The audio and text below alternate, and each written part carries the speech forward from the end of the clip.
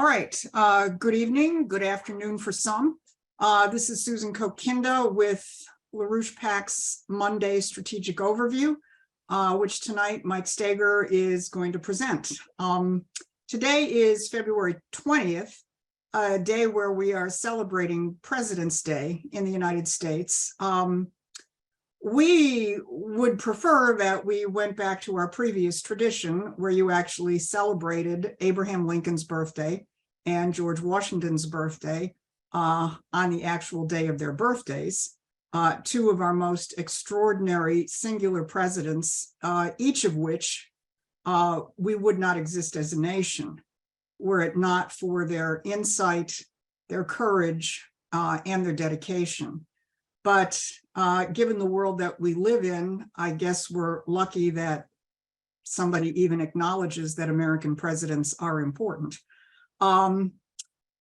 This is the strategic overview, and I want to very quickly turn it over to Mike, but I do want to bring to people's attention, for those who may be joining us for the first time live, and we certainly encourage people to participate in these discussions in the live format, and those who may see this later on our YouTube and Rumble channels. I wanted to direct people to a very, very important presentation which was made last Saturday night by Bruce Director. I'm going to quickly share the screen and point it out to you at on our website, because this is President's Day. You have here a picture of President Reagan in dialogue with the founder of our organization, Lyndon LaRouche, in 1980. What Bruce went through on Saturday evening was indeed a master class in strategic thinking.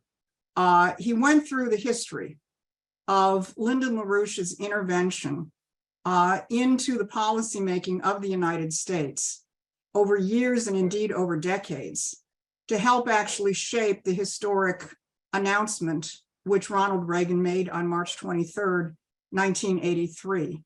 And I cannot recommend enough that people go to our website and listen to that discussion by Bruce Director, because it is a master class in strategic thinking.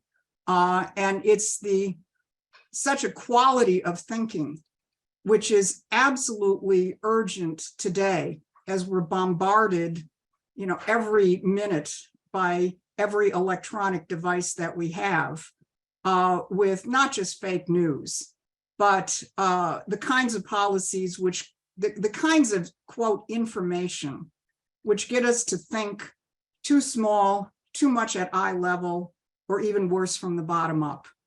That's why we do these strategic overviews. So with that, I want to just turn it over to Mike. Tonight's class is actually, or discussion, I'll just get to the point, is on the strategic science. And I say that because we're clearly at a certain changing point, an inflection point that's happening very rapidly. It may be best expressed, as many of you saw today, with Biden appearing in Kiev, though they told the Russians that he was going to be there and there was no artillery attacks in Kiev, and they had sirens timed perfectly for when they walked out of a church. So a theatrical performance in every regard, with bags of money and promises of more weapons, as King Charles in the UK promised long-range capabilities to the Ukrainian military. But really, the contrast between Biden's deployment to Kiev with no stop to Ohio, which is a critical state for a presidential election, a massive bomb chemical explosion happened there just within the last 10 days. And the Biden administration has literally done nothing. Not FEMA. The EPA apparently says it won't attend or go there because it's too toxic. And yet the governor of Ohio said people can go back to their homes. He would if he were them, but he's not them. J.D. Vance did a viral video showing that within a basic stream bed, the toxic chemicals are so dense and saturated that the immediate, once just the surface of the stream bed is scratched, there's an effusion of toxic gas. So Trump said he's going. And as soon as Trump said he's going, which I think was on Friday night, FEMA responded and said they'd be going and sending money and so on. But the contrast between Biden committing himself to what is a guaranteed loss tactically on the battlefield, whatever they think this may turn into in terms of a broader cultural and geopolitical conflict, with total disregard for the American people, specifically within what was then termed in 2016 flyover country, the country that, is held with disdain by the global elites, but are actually the more productive and rock bed of the country. New York City has 8 million people in it. Only 100,000 produce anything. Maybe a few 100,000, 500,000 are capable of carpentry and electrical and plumbing and so on. Most of that entire city is just waiting to fall to pieces with no capability of self-reproducing it, anything useful. But Trump remains totally devoted to the American people and people generally. And he's also the main factor for peace in the Ukraine-Russia conflict. So that stands out in clear contrast. It makes it very obvious what the battlefield of this presidential election, but not so much the election itself, but a fundamental change in US policy. And in that sense, in global strategic circumstances, can be shaped rapidly. Because not only is it a political shift, at the core of the Ohio incident is the dilapidated destruction of our infrastructure by intent, which is akin to a rapid or a pervasive eco-terrorist approach towards human economy, physical production, and the future of our nation and civilization that has been deployed through a process of economic attrition for decades, leaving our country in many ways worse than if it had been bombed in World War II. And Ohio happens to be, at the same time, the center for the revival of the American system in the wake of Lincoln's victory and the North's victory and the Union's victory in the Civil War, the Ohio presidencies, which was culminated with William McKinley. So given all of that as the kind of setting stage for the discussion tonight, the question is, how do we ensure that we win? And last week we discussed, or at least I presented for discussion and for consideration, the role of the anti-authoritarian culture, a very critical facet of the Frankfurt School. You hear all this discussion of the Frankfurt School and cultural Marxism. You hear very little of that facet of anti-authoritarian components, which denies that ideas are represented by courageous individuals. Now, that topic, that subject, that facet of the cultural dynamic we live in, which has become just the tenet of liberal, and where you get thrown around cults or these kinds of factors to dissuade people, or conspiracy theorists. Well, a person with a conspiracy theorist is by its nature, if it's grounded in reality, it's not just fantasizing, is a person who's willing to think differently than the normal status quo. So you mock that type of characteristic. Now, increasingly, as every conspiracy theory happens to come true these days, as the ongoing joke says, doesn't have the same effect. But what I want to consider or put forward as something that situates, what I wanted to put forward as something that situates that aspect, that anti-authoritarian process, into a deeper discussion of strategy in a more positive way, or to make the positive case. not just to identify a fact or a component of the psychological warfare deployed in culture itself, that undermines many peoples who have good intentions, who want to stop the war, who may want to address the economy, who may want to help rebuild some of these destroyed cities, but are unwilling to recognize that Trump's presidential campaign is the only vehicle today to accomplish that. You can stand on your virtue pedestal and say that you're for these things, but to get them done requires leadership.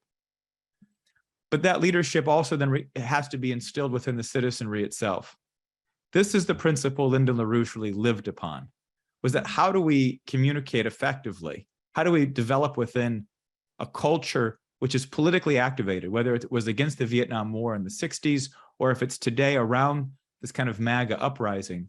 How do we rapidly develop within a layer of the population, an officer corps or a cadre of leadership, voluntary leadership, a sense of how to think at the higher points of strategy?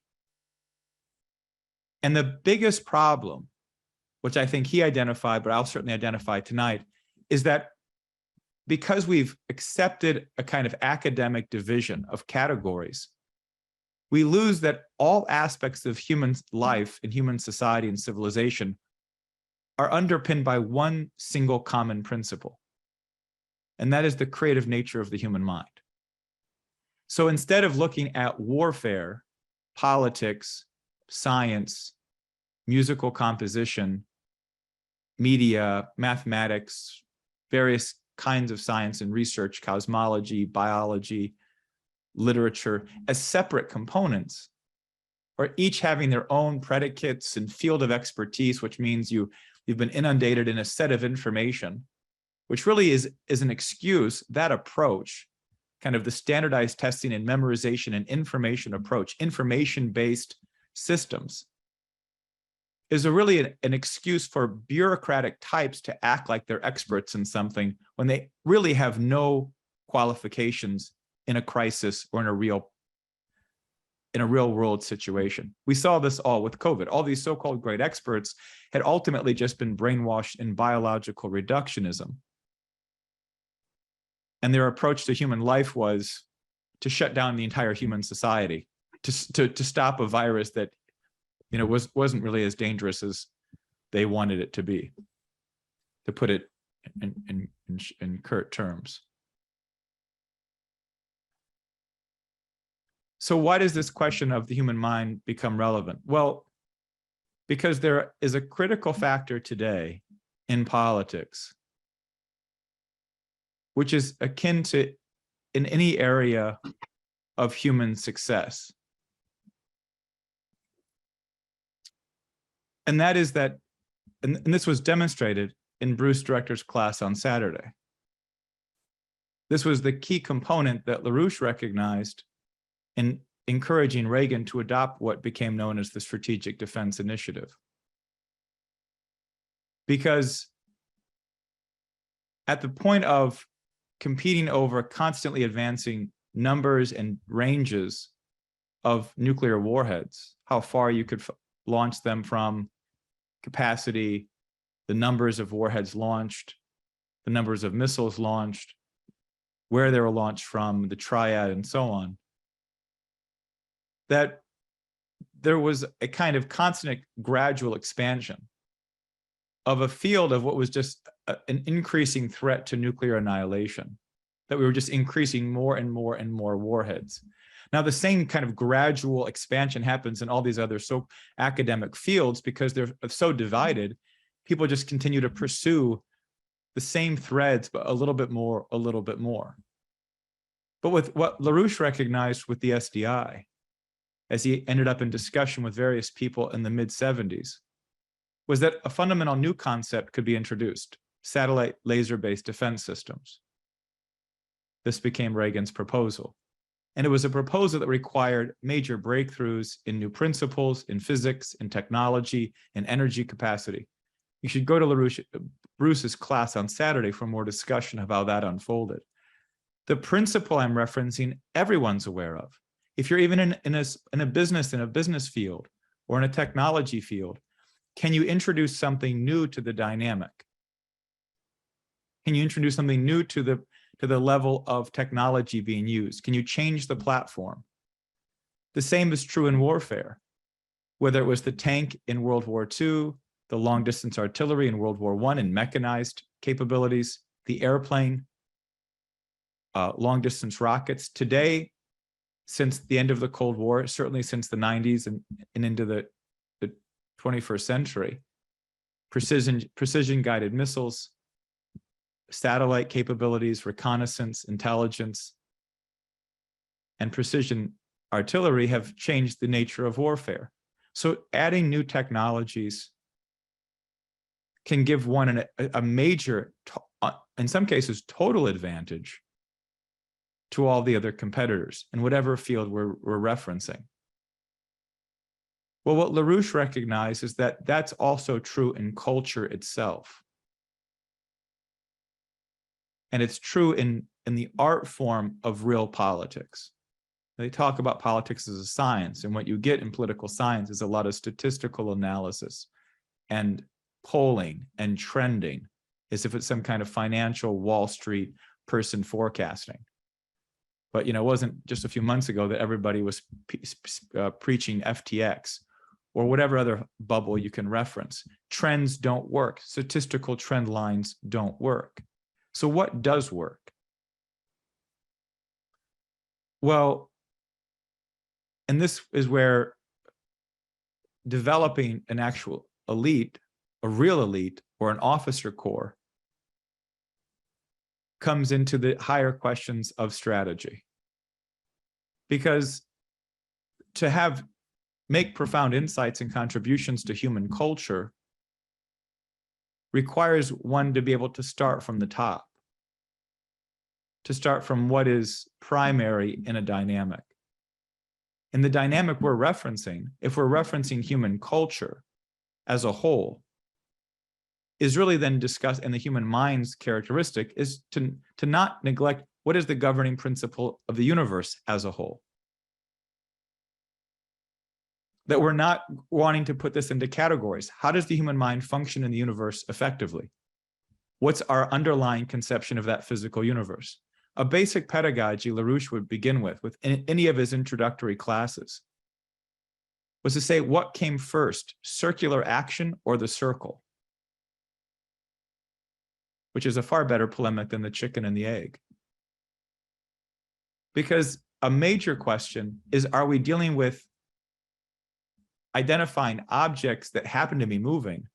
Or are we looking at processes which have generated the various actions of objects?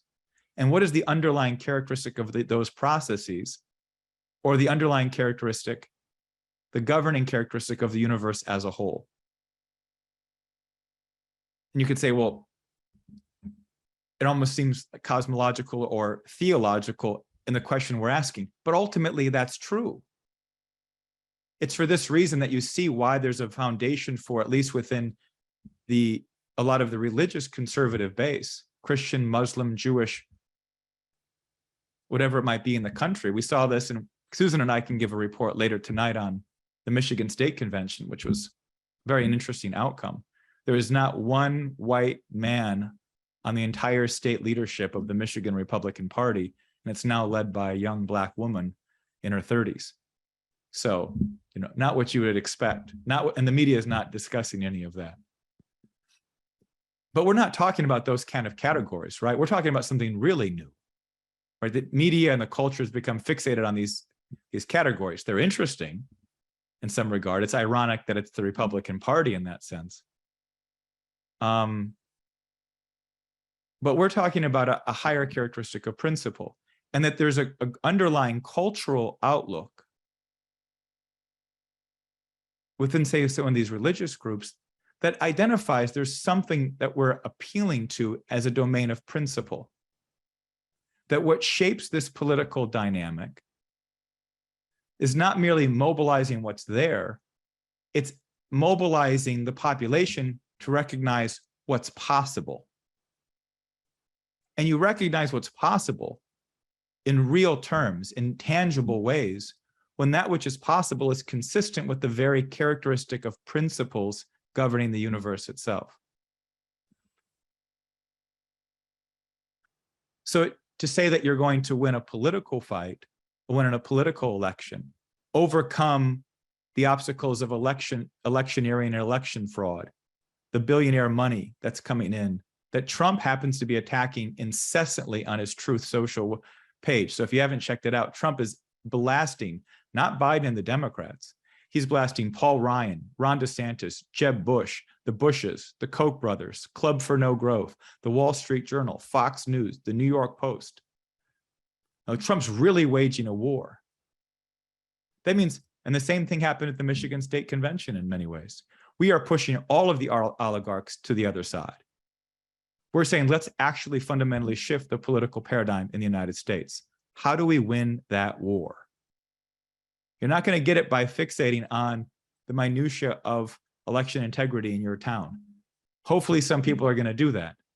But we're going to win this war by introducing a concept and a characteristic, which is already what we've been doing. But I want to make the strategy of the dynamic more clear by introducing something fundamentally new to the political discourse of our nation, and really in that sense, the world. And so LaRouche's approach was to take it from the top. That in essence, there is no local politics. Politics are not even global. LaRouche might say they're galactic.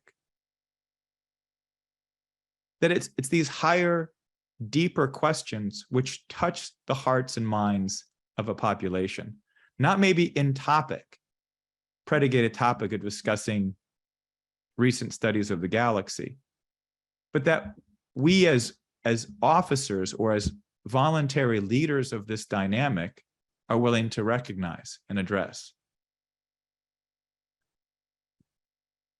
And when we do, we start to identify the pathway to add to newer and higher discoveries of that expression of principle. That in the contemplation, investigation, and study of that domain of principle of the universe, this was done by a great Russian scientist and leader, Vladimir Vernadsky. We discussed it at one point on this discussion.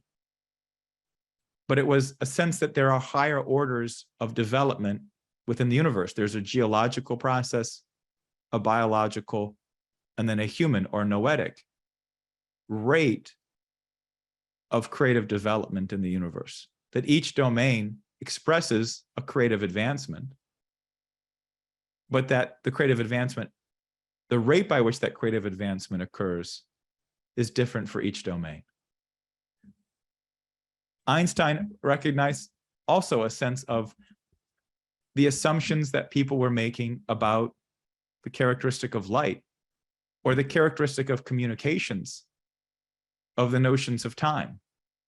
And Einstein said, well, wait, let's examine our universal assumptions, because perhaps it's those assumptions which are limiting our sense of the universe we're actually living in.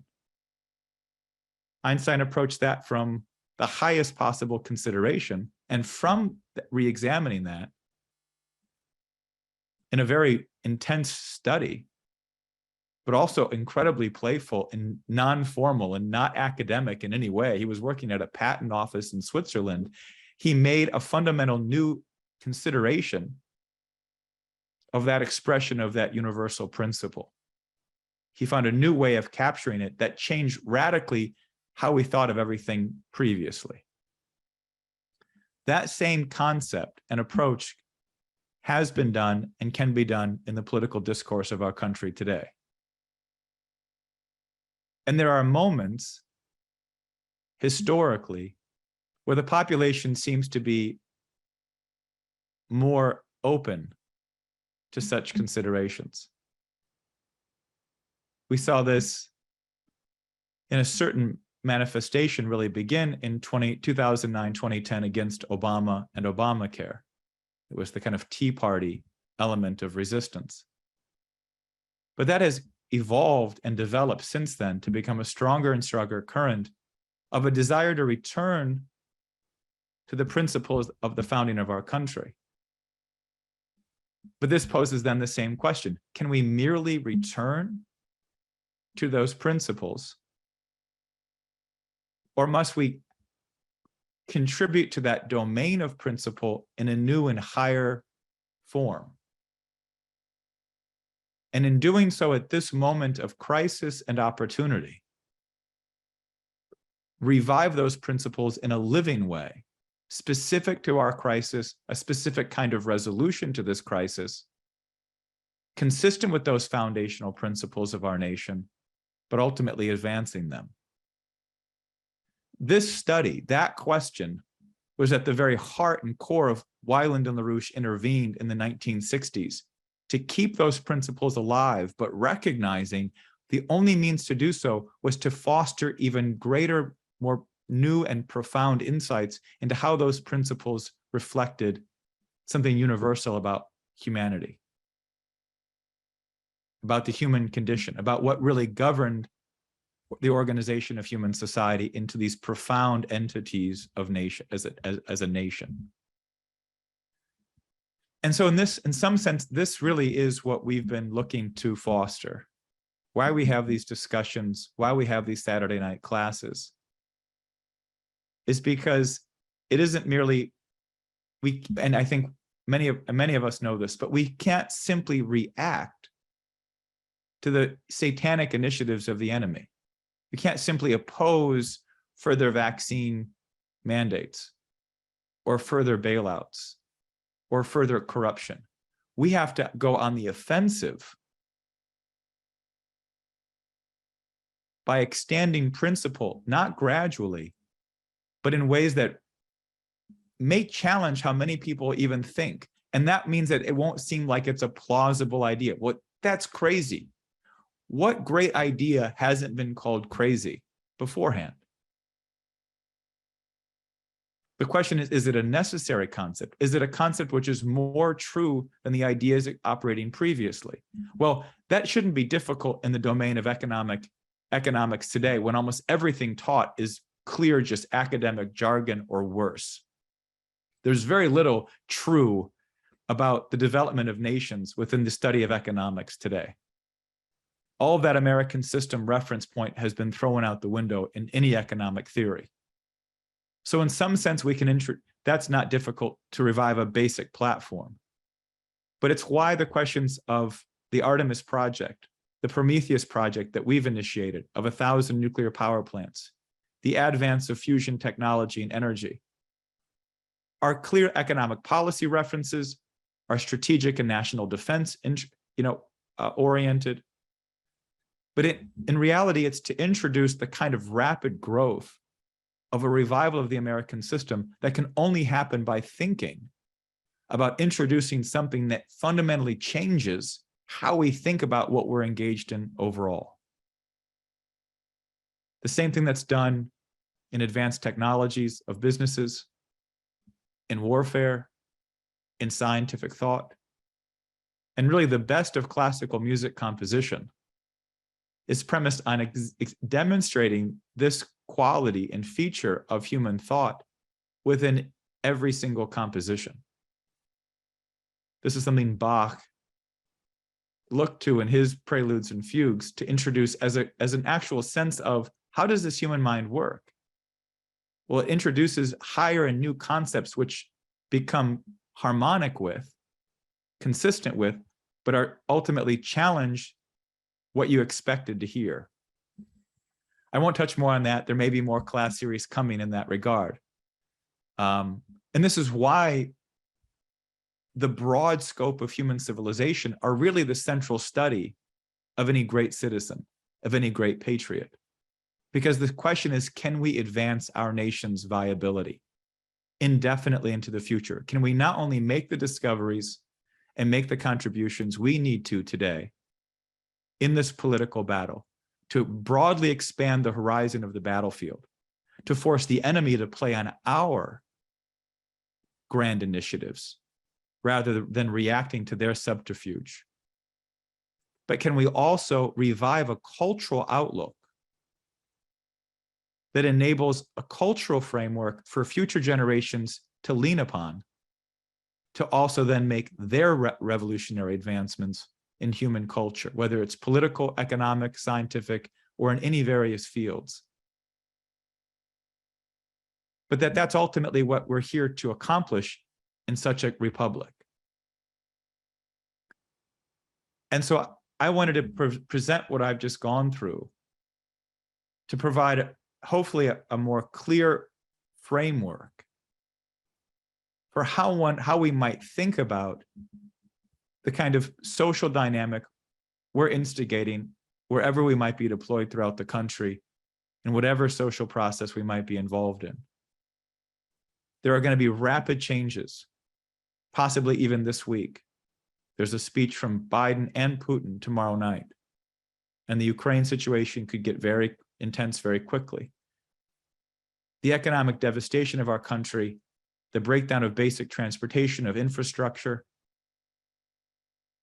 these kinds of things can rapidly accelerate, or may just rapidly accelerate in the intensity in the population's mind that these questions have become far more urgent than should boys be using girl bathrooms, or should we shoot down weather balloons or balloons in general. That do we have the viability to continue to exist?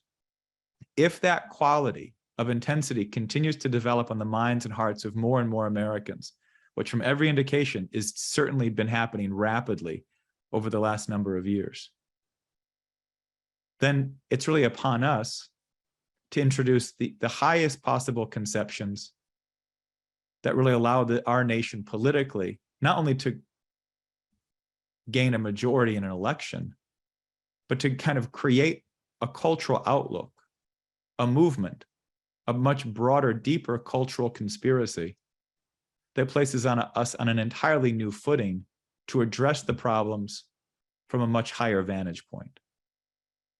That really is what we're out to accomplish. And certainly looking at the situation today, as dangerous as some elements are, the stupidity and insanity of our enemy to not be able to participate in the discussion we're having tonight, that this idea of the human mind is not within their worldview. They can't view the people of East Palestine as human beings capable of this quality of higher strategic participation, because then they couldn't just let them die like beasts, poisoned. They can't participate in this quality. So we have a unique advantage in the strategic warfare of patriots versus globalists. And that if we access this higher quality of domain of thought, of science, of political strategic advancement, then in some ways we define the battlefield because they can't participate. They can't encourage their membership to think boldly, profoundly, and beautifully about the course and direction of the universe and how we participate in that creation. That's not within their system. Brute force, intimidation, overwhelming money, propaganda, censorship, control of thought, control of discussion, intimidation and fear, that's their system. And I think given the kind of courage and boldness Trump continues to show, the exposure of the entire Bush faction within the Republican Party, his leadership on the question of peace generally, and the rapid desire to mobilize our nation and its patriotic forces to rapidly rebuild, but from the highest vantage point, from the highest technology and scientific pursuits. Not to build up what was once there, but to build something fundamentally new and profound, is really the capability we're creating with this campaign and with the movement that we're participating in and helping to build.